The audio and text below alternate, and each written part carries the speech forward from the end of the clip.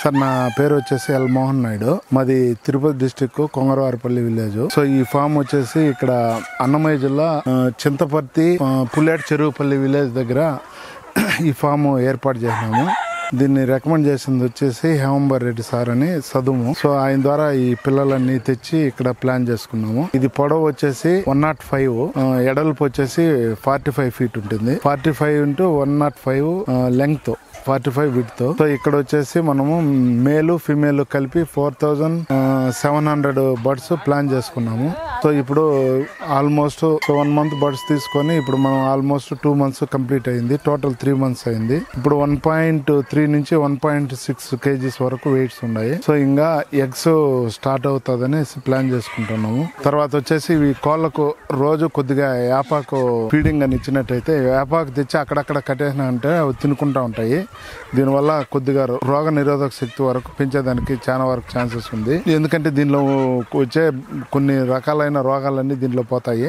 ఇది కాకుండా మనకు వెల్లుల్లి రసం తెల్లగడ్డలను బాగా గ్రైండర్లో మిక్స్ చేసి వాటర్లో అంతా కలిపేసి ఆ వేస్ట్ అంతా పక్క తీసి ఆ రసం అంతా కొంచెం తాపిస్తూ వస్తే వారంలో 1 నుంచి 2 సార్లు కానీ అల్లం యొక్క రసము ప్లస్ బెల్లం మిక్స్ చేసి ఆ రసం కానీ అప్పుడప్పుడు ఇస్తూ వస్తే మనకు మెడిసిన్ కాస్ట్ పూర్తిగా తగ్గించవచ్చు అనేది ఒక అభిప్రాయం ఉంది. దీనిపైన మనం ప్రాక్టికల్గా కూడా చూస్తున్నాము. దీంట్లో దానివల్ల చాలా వరకు బెనిఫిట్ ఉంది. ఇది కాకుండా వెజిటబుల్స్ ఫీడింగ్ ఇచ్చేదాని వల్ల మనం పూర్తిగా డబ్బులను సేవ్ చేయొచ్చు. ఫీడ్ ఖర్చు కంటే కూడా మనకు 50% తక్కువలో వెజిటబుల్స్ ఇవ్వగలగచ్చు అనేది ఒక ఐడియా వచ్చింది. సో ఆ వెజిటబుల్స్ తిన్న ఫార్మ్స్ కూడా నేను చూస్తున్నాను ఇక్కడ దగ్గరలో. వెజిటబుల్ తిన్న ఫార్మ్స్ కు ఈ ఫీడ్ తిన్న ఫామ్ లో కొంచెం డిఫరెన్స్ అయితే ఉంది. వెజిటబుల్ తిన్న ఫామ్ లో వచ్చేసి వెయిట్స్ బాగా వచ్చున్నాయి, చాలా హెల్తీగా ఉంది. వెజిటబుల్స్ ఎప్పుడైతే తినడం మొదలు పెట్టినాయో ఫీడ్ ను తినడం బాగా తగ్గించేస్తున్నాయి కోళ్ళు. తర్వాత చాలా హెల్తీగా కూడా ఉన్నాయి, చాలా హుషారుగా కూడా ఉన్నాయి. నేను ఒక బాక్రాపేట దగ్గర ఒక ఫామ్ చూసి వచ్చినాము. చాలా బాగున్నాయి. కోళ్ళ గురించి నేను ఎందుకు చెప్పదలుచుకున్నానంటే ఇప్పుడు మనకు ఉండే పరిస్థితిలో మిల్క్ సోర్సెస్ ఒకటి ఉంది ఫార్మర్ కు. దాని తర్వాత వేరే సోర్సెస్ అన్ని చాలా బాగా తగ్గిపోయినాయి. టమాటాలు అన్ని వెజిటబుల్స్ అని ఎప్పుడు ఏం రేట్ ఉంటుందో తెలియదు. అవంతా పూర్తిగా మార్కెట్ డౌన్ అయిపోయేసి చాలా వరకు లాస్ అవుతా ఉన్నారు. ఇది రైతుకు ఎంత వరకు ఉపయోగపడుతుంది, ఒక ఫార్మర్ డబ్బులు సేవ్ చేసుకోగలడు లాస్ అవ్వకుండా అనే దానిపైన ఒక ఆలోచన పెట్టున్నాను. బాగా ఉండిందంటే ఒక ఫార్మరు ఒక 1000 బర్డ్స్ ను 1000 కోళ్ళు వరకు అతనుకుండే బడ్జెట్ తో ఒక చిన్న షెడ్ లాగా వేసుకుని 1000 కోళ్ళు అయితే దాన్ని పెంచుకోగలిగితే అతనికి ఒక ఇన్కమ్ ఉంటుంది. 1000 కోళ్ళు అంటే తను ఒక 1500 స్క్వేర్ ఫీట్ ఉంటే ఆల్మోస్ట్ సరిపోతుంది. 1500 స్క్వేర్ ఫీట్ 1500 స్క్వేర్ ఫీట్ లో 1000 బర్డ్స్ ను ఈజీగా పెంచొచ్చు. సో ఎవరైనా ఇంట్రెస్ట్ ఉండే వాళ్ళకు ఇది ఒక రకమైన ఒక హెల్ప్ లాగా ఉపయోగపడుతుందని నా ఉద్దేశం. ఇప్పుడు వచ్చేసి మనకు దీనికి సుమారుగా 4500 బర్డ్స్ 95 days ఆర్ 100 days అనుకోండి సపోజ్. దీనికి సుమారు ఖర్చు ఒక షెడ్ కాకుండానే మనకు ఒక 10 lakhs దాకా పెట్టున్నాము. 10 to 10.5 దాకా అయ్యింది. సో మీరు ఎవరైనా కావాలంటే దీనిలో కూడా ఈ బర్డ్స్లో కూడా చాలా రకాలు ఉన్నాయి. మేము తీసుకోలేదు వచ్చి ఇది సోనాలి రకం అనేసి ఎగ్ పర్పస్ కోసం ప్లస్ మీట్ పర్పస్ కోసం తీసుకున్నాం. Eggs after is meet. First eggs కోసం ప్రిఫర్ చేసింది. సో ఈ సోనాలే కాకుండా ఇంకా కడక్నాథ్ అని ఇంకా రకరకాలు ఉన్నాయి. దీనిలో మేము దీన్ని సెలెక్ట్ చేసుకున్నాము సోనాలి బ్రీడ్. సో ఇది సక్సెస్గా అవుతుంది అనేసి అనుకుంటున్నాము. దీనిలో ఈ లాభ నష్టాల గురించి ఇంకొంచెం టైం వెయిట్ చేయాల్సింది. వెయిట్ చేసిన తర్వాత మనం దీనిలో ఏమేమి మిస్టేక్స్ జరిగినాయి, ఏమేమి మిస్టేక్ చేయకుండా ఉంటే మనం ఇంకా దీన్ని సక్సెస్గా ముందుకు తీసుకొని పోవచ్చు అనేదాన్ని కొంతవరకు టైం తీసుకుంటే అన్నీ నడుస్తుంది అనేసి అనుకుంటున్నాము. ఇప్పుడు మనం తీసుకున్న దానిలో కూడా ఓవరాల్గా కూడా మోర్టాలిటీ అనేది పిల్లలు చనిపోవడం అనేది చాలా తక్కువగానే జరిగింది. రీసెంట్గా ఒక 4-5 days నుంచి కొంచెం డిసీజ్ రావడం వల్ల కొంచెం ప్రాబ్లం అయింది. అంతకుముందు ఏం పెద్దగా ఏమి లాస్ అయింది లేదు. మనకు యావరేజ్గా చూస్తే కూడా మనకు 5% లాస్ అనేది ఈ కోళ్ళలో ఉంటుంది. 5% వరకు లాస్ ఉంటుంది. దానికంటే ఎక్కువగా ఉంటే మనకు లాస్ అయ్యే ఛాన్సెస్ ఉంటుంది. మనకు ఓవరాల్గా అయితే 1 to 2% లాస్లో ఉన్నాం మనం. సో 1 to 2% నుంచి ఇప్పుడు 3% ప్లస్కి వెళ్ళిపోయినాం ఆల్మోస్ట్. సో ఇప్పుడు దాన్ని కూడా సాల్వ్ చేసినాము, ఒక కంట్రోల్కి వచ్చింది. నా ఉద్దేశంలో ఈ కోడి అనేది లోపలే షెడ్లోనే కంటిన్యూగానే దానిలో అవుట్పుట్ తీయాలంటే అంత సులభమైన పద్ధతి ఏం కాదు.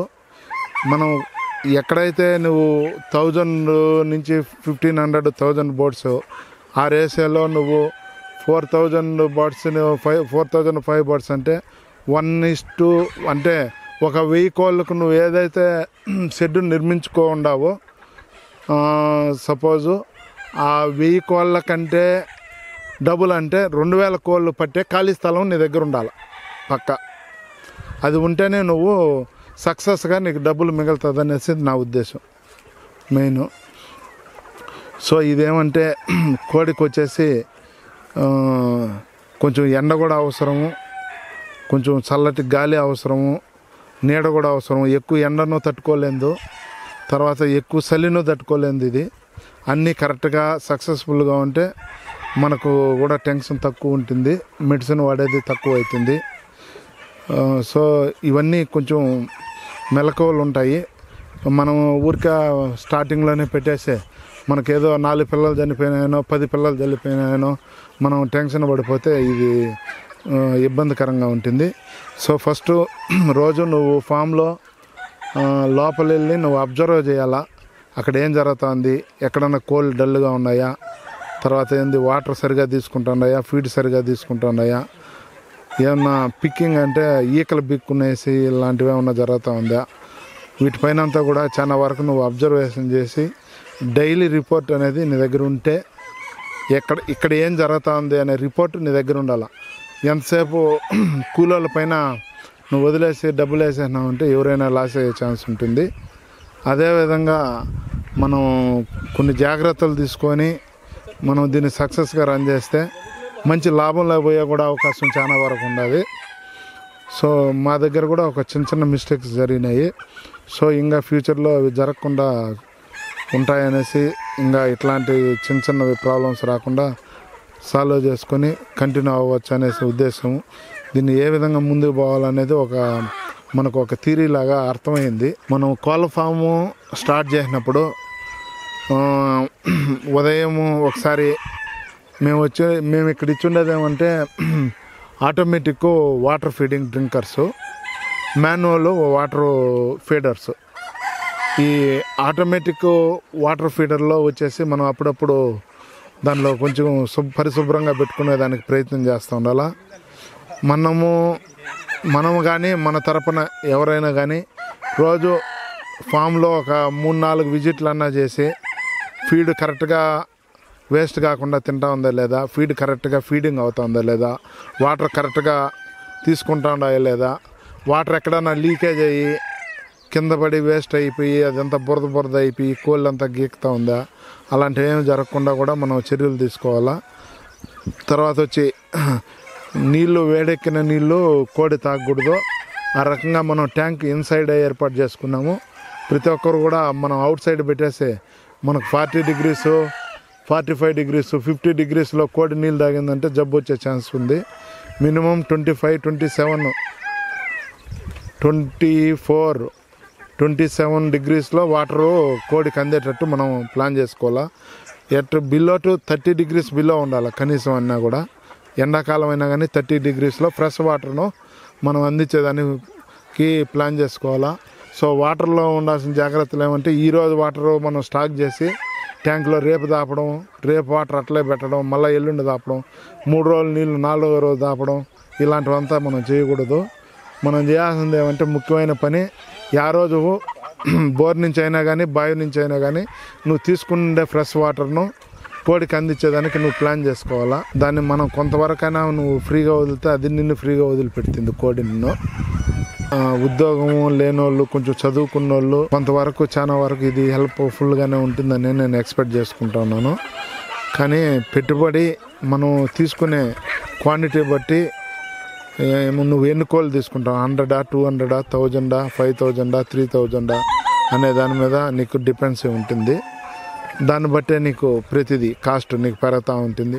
నీకు వచ్చే లాభం కూడా అదే విధంగానే వస్తుంది. నువ్వు 100 కోళ్ళు తీసుకొని నాకు 10 లక్షల లాభం రావాలంటే రాదు. నువ్వు ఎక్కువ కోళ్ళు తీసుకొని ఎక్కువ కోళ్ళు నువ్వు దాన్ని మెయింటైన్ చేయగలిగితే నువ్వు పెట్టే డబ్బులు ఎక్కువే ఉంటుంది, నీకు వచ్చే డబ్బులు కూడా రిటర్న్స్ అదే విధంగా ఉంటుంది. మనం అన్నీ దీనికి టైం టు టైము మనం అన్నీ చేయగలిగితే సక్సెస్ఫుల్గా రన్ అవుతుంది అనేసి నేను అనుకుంటాను. Thank you.